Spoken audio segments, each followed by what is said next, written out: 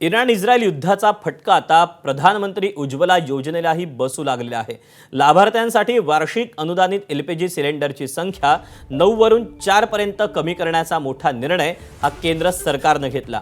युद्धामुळे आंतरराष्ट्रीय स्तरावर एलपीजीच्या किमतींमध्ये सातत्याने होत असलेल्या वाढीमुळे हा निर्णय घेण्यात आला।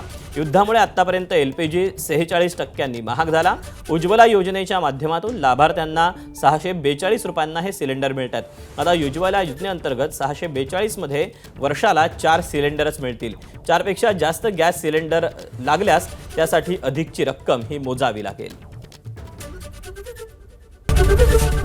एबीपी माझा, उघडा डोळे बघा नीट।